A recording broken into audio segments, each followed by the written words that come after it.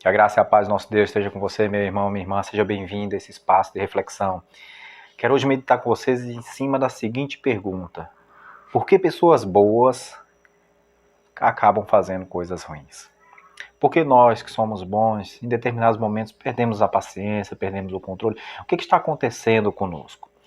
Há algumas semanas nós refletimos acerca da passagem do que Paulo falou aos Romanos, lá no capítulo 7, a partir do versículo 18, do 18 até o 20. A palavra nos diz o seguinte: sei que nada bom habita em mim, isto é, minha carne, pois tenho o desejo de fazer o que é bom, mas não consigo realizá-lo, pois o que faço não é o bem que desejo, mas o mal que não quero fazer. Esse continuo fazendo. Ora, se faço o que não quero, já não sou eu quem o faz, mas o pecado que habita em mim. Que Deus nos ajude a compreender a sua palavra. E aqui, meus queridos, nós podemos desdobrar, né, essa pergunta inicial que nós fizemos aqui, né, por que pessoas boas acabam fazendo coisas ruins, e mais algumas outras perguntas, né, considerando, né, todo esse contexto. Se nós amamos o nosso cônjuge, por que em determinados momentos nós somos tão hostis? Se amamos os filhos, por que em algumas circunstâncias nós descontamos neles as nossas frustrações? Se dizemos que amamos, né, e se amamos de fato os nossos pais, por que muitas vezes somos tão ingratos, tão desrespeitosos, tão insensíveis com a dor do outro? Isso eu estou colocando dentro de um contexto familiar, casal, pais e filhos, mas isso se espalha, né, isso se desdobra, né, para outras esferas das nossas vidas. Então nós precisamos entender o que nos leva a fazer essas coisas, quando na verdade queríamos realmente proceder de maneira conveniente, de forma que reflita o verdadeiro comportamento cristão.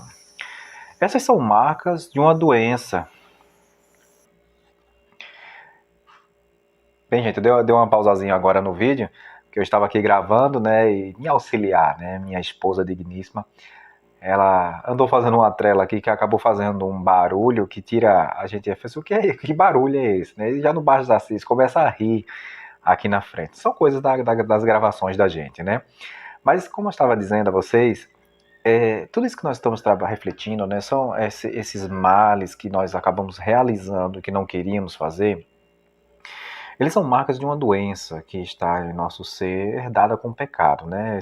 Quando a gente fala de doença, é justamente por conta do termo que eu vou utilizar agora, para que fique claro, né? A gente tem assim, quando esse mal que nós carregamos é algo que aflige a nossa carne, e aí a gente vai precisar entender que em alguns momentos nós precisamos de cura, né? De cura espiritual para tratar essa herança genética que nós temos, né? E o apóstolo Paulo, ele quando fala dessas coisas, se você lê o capítulo 7, que ele vai falar desse bem que queria fazer e acaba não fazendo. O mal que ele não quer, o mal que ele fica se policiando para não realizar, ele acaba executando vez por outra. Porque Paulo era ruim? Não. Mas a volta e meia acabava cometendo essas coisas que ele não achava conveniente, que ele não achava agradável, que não era retrato dessa nova criatura em Cristo Jesus. E aí ele vem dizendo algo que ele complementa nessa informação. Se você seguir do capítulo 7, chegar no capítulo 8, ele vai dizer: portanto, agora já não há condenação para aqueles que estão em Cristo Jesus, porque o que a lei não foi capaz de tratar, a graça de Cristo é capaz de fazer. Então, meus irmãos, muitas vezes nós precisamos começar a trabalhar a nossa cura espiritual, a nossa cura interior. E aqui não leve o teu termo para extremos e para aquelas conotações negativas. Eu falo de uma doença chamada pecado.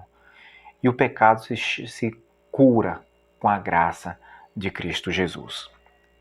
E isso, meus queridos, faz a gente levar em consideração, que eu refleti, lembra quando eu falei com vocês sobre isso há um tempo, faz a gente refletir que a carne ela vai nos acompanhar até o dia que Cristo vier nos buscar.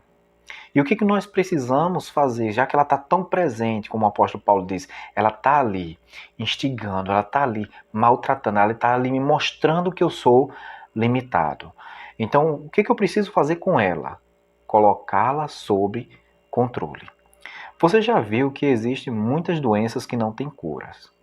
E hoje, pelos avanços, né, científicos, nós podemos, pelo menos, mantê-las sob controle. A hipertensão é uma situação dessa, o diabetes é uma situação dessa forma, né, que você tem como controlá-la, você tem como reduzir os danos que ela provoca. E com o pecado é a mesma coisa, com a carne é a mesma coisa. Ela está entranhada no nosso DNA, ela faz parte do nosso ser, né, por conta da herança que nós carregamos. E o que nós podemos fazer? Dominá-la.